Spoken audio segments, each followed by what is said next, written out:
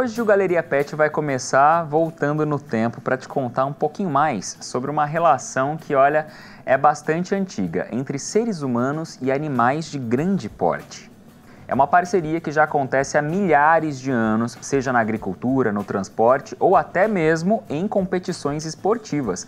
Além disso, cavalos, bois, lhamas, burros, todos esses bichos podem ser excelentes companheiros.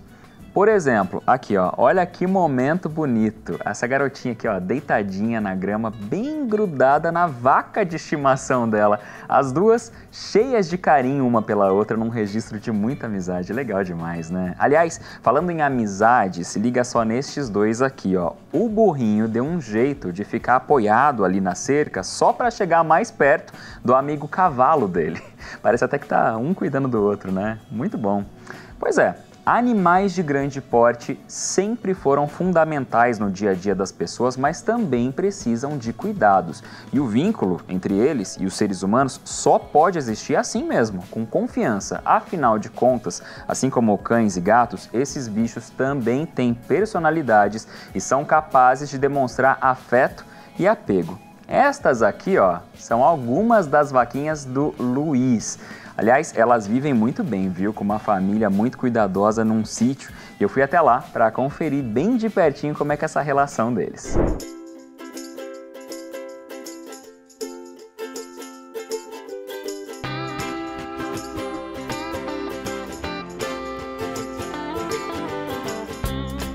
Imagina só, você de repente tem um cachorro na sua casa, um só, e às vezes você fala o trabalho que dá cuidar de um bichinho de estimação. Agora pensa no Alexandre, que não tem uma vaca, que por si só já seria bem diferente de cuidar do que um cachorro.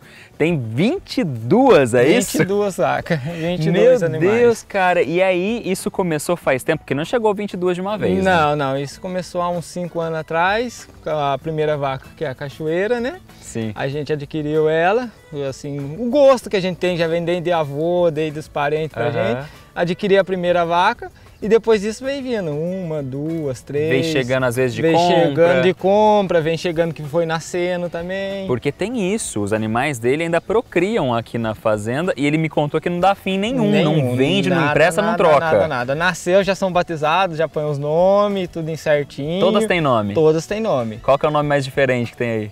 A mais diferente que tem é a cachoeira, né? A cachoeira, que é a primeira, é o xodó, né? É o xodó, essa é o meu xodó. Essa não vendo, essa vai morrer na minha mão. Ah, todas vão pelo visto. Ele tá bem apegado nas vaquinhas dele aqui. A gente tá falando vaca, mas tem boi também, tem macho boi também, né? tem o diamante. É um boi para todas as vacas? É um boi para todas as vacas. E se nascer um machinho, de repente, numa cruz? Acaba ficando com a gente até tem, depois a gente vai estar mostrando pra você, tem os machos lá em cima também, que a gente não vende. Mas tem que aprender a cuidar, né? Porque a gente pensa que é só pegar esses bichos e soltar num pasto, não é bem por aí, Não é né? bem assim, não. O bicho, ele é um ser vivo, né? Ele precisa do tratamento que nem a gente. Ele é doença, ele tem os problemas de saúde, as coisas que a gente tudo tem que estar naquele momento ali perto, do lado, cuidando. É a mesma coisa de você ter um cachorrinho. Ou uma criança. Uma criança, um gatinho, qualquer coisa. Eles são a mesma coisa. Tem que cuidar. A única diferença é o porte, né? São um porte bem mais grande. Você já aconteceu de ter aqui na sua propriedade algum animal que ficou doente, precisou de um acompanhamento veterinário? Já sim. O animal fica doente, é que nem eu falo. O animal fica doente, eu não fico quieto. Enquanto o bicho não sara, eu tô em cima, é medicamento, é veterinário. Às vezes o veterinário não pode vir, a gente faz o chamado de vídeo, mostra tudo o que está acontecendo, o veterinário vai indicando pra gente tudo certinho. Você também comercializa o leite que essas vacas produzem, tudo feito queijo. Queijo. Hoje em dia é tudo feito queijo Minas Frescal. Sim. E graças a Deus o que faz a produção é tudo vendido. E vamos combinar, o animal que vive assim, feliz, bem cuidado, quando o tutor, como é o teu caso, vai usar o leite para comercializar, fica um outro sabor, fica mais especial. Fica, né? E sem contar que é um leite orgânico. Porque hoje em dia, muitas das fazendas, você vê aquelas vacas, você pode ver que meus animais não tem aquele porte de mojo que você vê por aí. Sim. Aquilo lá, a maioria das coisas é hormônio. Sim. São ração que aplica, vai dando para o bicho poder produzir mais, ter uma produção maior. Os meus não, meus são tudo natural. É a pastagem, um farelinho de trigo só, simples. Eu não forço o bicho poder dar o que ele não tem capacidade. Não tem uma exploração. Não tem uma exploração, eu não exploro. Porém, como os bichos são tudo solto, tudo criado desse jeito que você tá vendo aqui, ó. Saudável, né? Tudo saudável. E pelo jeito que você fala, a gente já sente, cara. Já. Você gosta pra caramba. Adoro, adoro. Eu, minhas crianças, nossa... Rola até um ciúminho da esposa, não é isso? Ah, rola. A minha mulher fala que eu cuido melhor das vacas que dela. Você já pensou? Já... Mas tem uma explicação. Você tava falando por que você cuida melhor das vacas? É, assim, hoje em dia se eu sentir uma dor, eu vou chegar e vou falar, tô com uma dor. Vou lá, vou pegar um remédio. Tô passando mal, vou lá pegar um remédio. Como é que o bicho vai falar pra mim? Exatamente. Não tem como, o bicho não tem a boca. Você vê que o bicho não tá legal, mas ele não tem a boca pra chegar até você e falar, ô, tô com uma dor. Pra você ter uma ideia, não comparando muito, uma mulher quando vai ganhar neném, ela vai no hospital, é anestesiada, é medicada, tudo certinho, né? Esses bichos não, essa vaca daqui umas 3 semanas ela tá parindo. Acontece muito de eu chegar aqui no sítio de manhãzinho para tirar o leite, a vaca já tá com o bezerrinho. Já tá com o bezerro sozinho, sozinho. E aí não tem jeito, é agregar na família e cuidar. Agregar na família é mais um membro da família, né? Pois é o que a gente vive falando, gente. Os animais são parte da família, então a gente tem que cuidar. Agora, ele já falou, é diferente cuidar de uma vaca, de um boi, de qualquer animal de grande porte, muito diferente do que cuidar de um gatinho, de um cachorrinho, que são pets mais convencionais. Então, pra gente explicar melhor, vamos bater um papo com um médico veterinário agora. Beleza, então, você resolveu que você vai ter um animal de grande porte aí na sua propriedade, ele vai ser praticamente um pet. Ótimo, mas tem que cuidar desse bicho, né? E aí varia, né? Tem cavalo, tem boi, tem lhama, tem de tudo um pouco. E como é que a gente cuida? O Gustavo, além de médico veterinário, é professor universitário, coordenador de uma clínica veterinária escola numa universidade aqui de São José dos Campos, e ele está super por dentro disso tudo. Gustavo, a gente vê que é normal, especialmente em área rural, a galera ter animais como o cavalo que está aqui atrás da gente, mas assim, é só ter um pasto, um lugar grande e soltar que eles se viram? Não é bem por aí, né? Na verdade, não. Todos os animais eles precisam de cuidados básicos, sejam eles animais de produção ou animais de companhia, eles precisam ter alguns cuidados básicos. É muito importante a gente se preocupar com uns pontos principais, que seriam oferecer uma água de qualidade, em quantidade suficiente para aquele animal. Sempre disponível. Sempre disponível, independente de quanto tempo que ele vai ficar, né, no pasto, ele tem que ter sempre um local para beber água mais próximo Mas porque possível. passa bastante tempo no sol às vezes, né? Tem, sofre com as intempéries climáticas, então aqui como vocês podem ver atrás de nós, a gente tem as baias, né, que é para esses animais ficarem em repouso, ou em uma temporal, uma chuva muito forte, ou então à noite. É importante também se preocupar com a nutrição, então cada espécie ele vai ter uma forma diferente de se alimentar, vai ter uma necessidade energética, uma necessidade nutricional diferente, então isso a gente precisa levar em consideração também. Mas aí não vai comer só grama. Não, aí que entra, por exemplo, se você for trabalhar com criar um equino, você vai precisar se preocupar, além, né, das gramíneas, você vai precisar oferecer um feno, você pode oferecer uma alfafa, ou oferecer também ração, oferecer sal mineral, que tudo isso entra naquela dieta balanceada, né? Que é aquilo que os animais precisam para se manter saudáveis e para desempenhar aquilo que é a sua função. Pode ser um animal de esporte, corrida, de passeio. Mas em linhas gerais, doutor, a gente está falando de animais de grande porte. Muitas pessoas podem pensar, eles são fortes, eles são resistentes. O que não deixa de ser uma verdade, eles são fortes de fato, mas não são invencíveis. Com certeza. E às vezes acontece da saúde não estar muito legal. O animal, que às vezes não tem muita proximidade com o tutor e tudo mais, ele costuma dar algum sinal de que algo não vai bem com a saúde? Sim, assim como os animais de companhia, ele vai mudar principalmente seu comportamento. Então, se a gente está falando de um animal de rebanho, um equino ou um bovino, ele vai ter a tendência de se separar do rebanho. Você vai observar, se ele tiver, né, na sua rotina normal, que ele vai estar com um caminhar mais lento, ele talvez não busque pelas mesmas fontes de alimento, ele queira ficar mais recluso, deitado na sombra. Se eles estiverem com algum sinal de dor, ele pode alterar, né, a sua marcha, a forma de caminhar. Ele pode ficar, por exemplo, os equinos olhando para o flanco. Então tudo isso são sinais, ou cavando o chão. Então tudo isso pode ser um sinal de que o seu animal está passando por algum processo de estresse, algum processo de dor. Então é preciso ficar em observação. E aí não vai ser qualquer profissional que vai conseguir cuidar desses animais, tem que ser um veterinário especialista em grande porte. Sim, as pessoas elas têm a tendência de imaginar, como você falou, que só porque o animal ser um animal de grande porte, ele é um animal que vai ser mais resistente. Na verdade, e às vezes eles buscam, né, informação, por exemplo, em casa de ração, ou informação com um vizinho ou com algum outro produtor.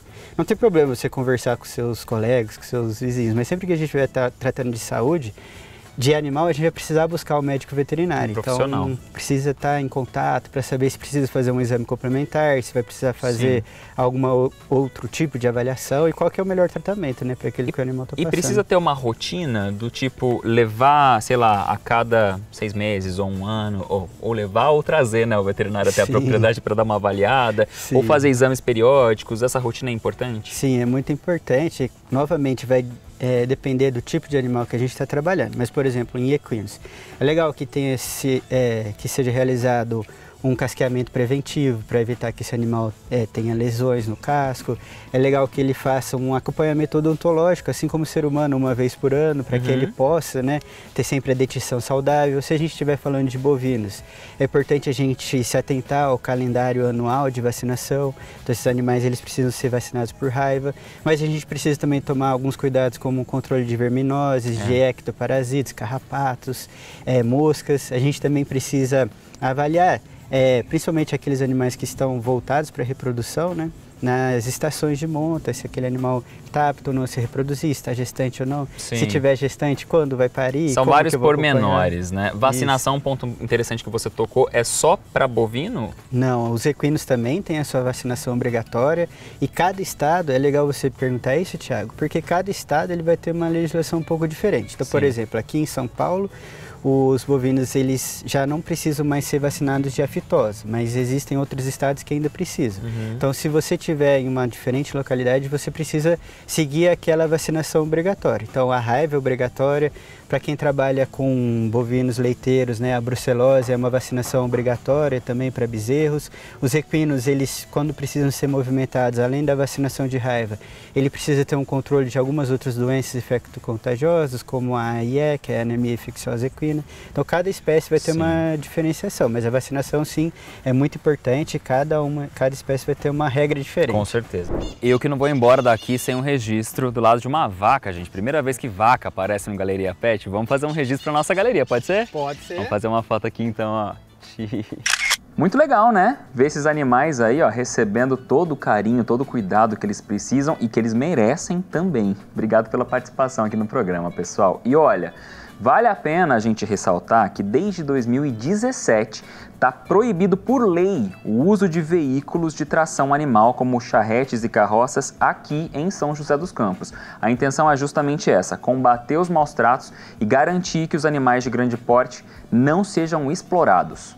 É uma medida que vale para a cidade toda, tanto para a área urbana quanto para a rural, mas tem algumas exceções, tá? Como, por exemplo, eventos culturais ou religiosos, desde que autorizados pelo poder público e com condições adequadas para os animais. Quem for pego descumprindo a lei pode ter o animal e o veículo apreendidos, além de receber multa. Os bichos resgatados são encaminhados para abrigos ou então para entidades de proteção.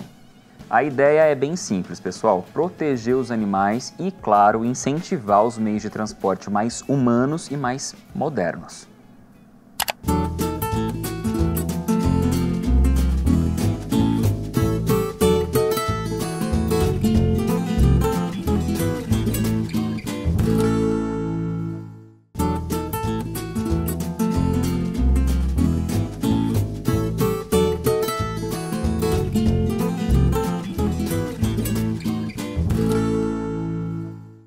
A conexão entre humanos e animais de grande porte vai muito além da função que eles desempenham no trabalho ao longo da história, viu? Cavalos, bois, outros herbívoros também foram todos parceiros fundamentais na agricultura, no transporte e até no entretenimento. Aliás, fala a verdade aqui, ó, este bode tá servindo entretenimento. Olha ele aqui, ó, pedindo comida na janela da fazenda onde ele mora. Olha que cara de pau, gente. Parece até que tá num drive-thru pedindo um lanche. E aqui, ó, estas vaquinhas, minha gente, olha só como é que elas reagiram quando começou a nevar. Elas foram esticando a língua assim, ó, para fora da boca para tentar pegar e sentir o gostinho também dos flocos de neve. Lindas demais. Muita gente vê esses animais como membros da família de verdade, né? Porque eles são afetuosos, inteligentes e por isso são capazes sim de desenvolver laços profundos com quem cuida deles. Agora se liga aqui, ó, nestes 3, são a Mandala, a Piloa e o Teodoro. 3 lhamas que vivem super bem juntas num sítio, são o xodó da família. Vamos conferir mais?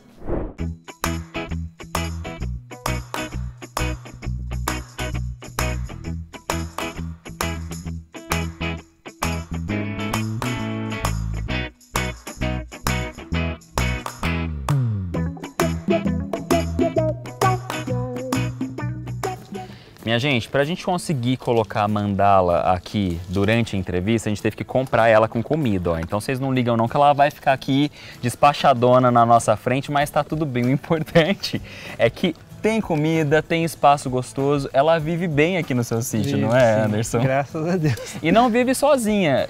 Ela atualmente tem outros 2 irmãos, mas você já teve uma outra lhama que morou aqui antes também, que era o seu primeiro, o Alfred, não é isso? Da onde surgiu essa ideia de ter lhama, cara? Que não é um bicho tão comum da gente ver por aí, né? Na verdade é um desejo de criança já, né? E quando aconteceu da gente ter que desfazer de uma ovelha que a gente tinha para o enchimento das bonecas da escolinha, a primeira opção era a lhama, que era um bicho bem dócil, bem tranquilo, dá para usar a lã dela. Elas são bem carinhosas, então a gente já aproveitou e correu atrás de lhama, né? Foi pesquisar mais sobre o animal, né? O Anderson comentou aí a respeito de uma escolinha, que na verdade ele, a família, eles têm uma escolinha mesmo que funciona aqui no mesmo terreno da casa dele, e onde vocês usam uma pedagogia muito específica, que é a pedagogia Waldorf, né? Explica pra mim um pouquinho melhor o que é. A pedagogia Waldorf, ela é uma forma de introduzir a criança, o ser humano, na verdade, junto com a natureza e os animais, né? É para poder deixar bem claro que a gente não está num planeta sozinho. A gente está aqui com todos esses seres vivos, então é o desenvolvimento humano que a gente busca nas crianças e na gente, né? E aí vocês utilizam algumas coisas que vêm da natureza, inclusive de origem animal, para ter esse contato com as crianças. No caso das lhamas, vocês usam a lã, como usava da ovelha antes. Isso, a gente usa a lã dela para fazer os enchimentos dos bonequinhos. Mas a lhama, quando é filhote, na época que eles estão menores, né? Quando da cria, eles sobem para a escola, eles participam das aulas, eles ficam lá juntos, então muito legal isso. Faz uma brincadeira toda junto. A gente foi muito criticado no começo por ela ser um bicho muito peludo e talvez sofreria aqui, enfim. Aí na verdade não, a gente foi entender que ela é um animal que está nos três climas, vamos dizer assim, muito frio, médio ou uma parte muito extrema de calor também. E aqui no nosso caso, a Mandala principalmente, ela já é bem adaptada, porque os tataravós dela já são daqui já. Ah, então já tá bem brasileirinha, bem Mandala brasileira. já. Agora, Anderson, você falou que teve gente que criticou porque é um animal muito peludo, então tem essa preocupação também com o pelo do bicho. É algo que você já levou, inclusive, adiante para um outro patamar, porque uns tempos atrás o Anderson, inclusive, ficou bem conhecido na internet justamente porque ele levou uma lhama para o pet shop. Isso, eu levei o Alfred na época. É aí que tá, a gente levou porque a gente precisava da lã, né? Sim. Era uma época de calor, tranquilo, só que não cresce tão rápido. Sim. Chegou no mês de junho e julho, a gente teve que botar um cobertor, né? Porque a gente tinha frio. Vocês foram encontrar uma alternativa. Exatamente, então a gente fez uma capa para ele, que a gente colocou o cobertor, encaixava nele que assim ele ficava quentinho. Dormiu ali no rancho, pelo menos uns 5, 6 dias até o frio melhorar, ele acostumar. Mas não é necessário levar no pet shop, a gente levou porque a gente precisava da lã. Por um cuidado a mais. Na verdade, o que acontece? As lhamas, assim como os outros animais que eles têm aqui no sítio, são pets, né? São animais de estimação. Eles fazem parte do sítio mesmo. Fazem parte da família, do sítio, né?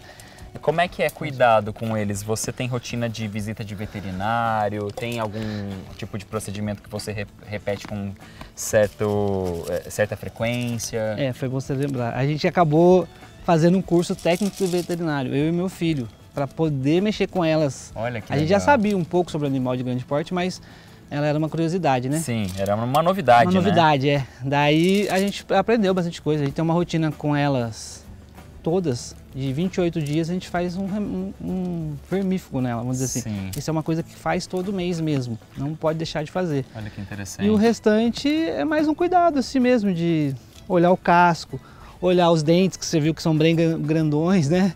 Mas é mais para poder uma prevenção. Sim. Não dá trabalho nenhum, tipo, não dá carrapato, não berne é uma coisa muito difícil, que é essas coisas mais comuns do animal de grande porte peludo, né? Então ela é bem tranquila. É um animal assim que eu falo que ele é mais fácil de lidar do que um cachorro. Sim. A única coisa, defesa deles é o guspe, né? Sim. Eles fazem isso. Se sentiu acuado, ele vai querer cuspir, mas é uma coisa assim que quase que não acontece. Eles são muito tranquilos. Olhando os seus animais, pode ter muita gente que vai pensar, poxa, eu quero também. Nossa, quero ter uma lhama. Dá para todo mundo ter ou não é tão simples assim? Ó, simples é, só que você precisa de um espaço. Sim. Então, se você tem um espaço de 1000 metros quadrados, você consegue ter um casal de lhamas ali. Mas tem que ser um espaço de 1000 metros quadrados com pasto. Sim. Não 1000 metros quadrados, né, com cimento, com uma grama específica. Não, é um pasto. Sim. Então você deixa elas circulando e vai viver tranquilo. O engraçado é que assim, 1000 metros quadrados parece pequeno, né? Mas elas nomeiam os lugares. Então é um lugar para fazer um cocô e um lugar para fazer o xixi. É ali o resto marcado, da vida. Né? E o resto é só pastagem. Pois é. Bom, pessoal, lhama, só tirando dúvida, é sim considerado um animal doméstico no Brasil, então você não precisa de nenhum tipo de autorização especial do IBAMA, por exemplo, para você ter na sua casa, na sua propriedade, mas é lógico, como o Anderson bem enfatizou, você precisa oferecer para esse animal boas condições. Um bem-estar para ele, né? É um bem-estar, seja uma lhama, um cachorro, um gato, qualquer espécie que você vai levar desde que domesticada, você vai ter que ter esses cuidados. Você fez isso, vai ser um pet para a vida toda. Para a vida toda. Um amigão. É questão que dura, na natureza, 20 anos. Com a gente, está capaz de chegar nos 25, 26. Ou seja, vai passar um bom tempo da sua vida aí com excelentes melhores amigos e com um lã boa. Lamboa. Como é que devem ser os cuidados de higiene? Não só com lhama, mas com cavalo, com boi, com esses bichos de grande porte todos. Quando a gente pensa em produção, a gente volta naquela questão do ambiente, né? Então, por exemplo, se eu tiver um ambiente que estiver muito sujo, muito úmido, ele pode favorecer o desenvolvimento de algumas doenças. Sim. Então vamos pensar que a gente está trabalhando com bezerro. Se a gente deixar ele em um ambiente recluso, só com sombreamento, que não bata sol, ou que tem acúmulo de dejetos, né, de fezes, de urina, isso vai favorecer a presença de doenças. Um outro cuidado que a gente precisa ter é sempre com os cascos dos animais, sejam eles animais bioangulados ou não, seja bovinos ou equinos. Sim. Então a gente precisa ter uma rotina de manutenção, né, desse casco, de limpeza do casco, de fazer uma correção, porque assim como a nossa unha, eles crescem também. Então seria assim um cuidado de saúde que também pode estar relacionado com a higiene. Geralmente, animais de produção, a gente não precisa tomar muito cuidado em relação a banhar esse animal ou tentar deixar ele mais limpo. Os equinos não. É importante a gente sempre fazer uma ducha nesses animais depois deles fazerem um exercício físico ou deles transpirarem demais. É importante a gente colocar isso na nossa rotina também. E cuidado também com a crina, né, dos equinos, com a crina e com a cauda. Então sempre ter uma rotina de escovar essas crinas para não embolar o pelo, embolar os pelos da cauda também. É uma rotina que a gente tem semanalmente que fazer. E a gente tem a medicina veterinária muito avançada hoje em dia, né? Falando de exames, a gente comentou no último bloco, né, a importância da rotina, acompanhamento veterinário, mas existem exames periódicos ou de repente alguns outros cuidados específicos que precisam ser constantes? Sim, é importante a gente, principalmente se é um animal atleta ou um animal que seja ele de companhia, que a gente faça pelo menos um exame anual, né? Fazer uma avaliação, um exame de sangue para saber como está a saúde desse animal. Um check-up. Um check-up geral. Quando a gente fala de animais de rebanho, a gente não vai fazer isso especificamente. Geralmente a gente faz um levantamento. Então eu estou suspeitando que tem uma doença presente no meu rebanho, eu vou pegar ali 10% daqueles animais e vou investigar se pode ser uma causa infecto-contagiosa ou não. Se é um animal só, eu vou fazer somente daquele animal. Mas é legal a gente fazer esse tipo de exame. E a veterinária está realmente muito avançada. Então, por exemplo, aqui na nossa universidade, a gente trabalha já com endoscopia, a gente faz radiografia digital, nós trabalhamos com ultrassonografia. Então, todos esses exames que a gente tem na medicina, eles também existem na medicina veterinária. A ultrassonografia que, inclusive, ajuda no caso de quem tem criação em casa, né? Sim. De repente, você está criando o cavalo, a égua está prenha, vai nascer um potrinho. É legal ter esse acompanhamento também para ver se está tudo certo com o bebê. Isso, e essa é uma área que tem crescido muito, né, na medicina veterinária.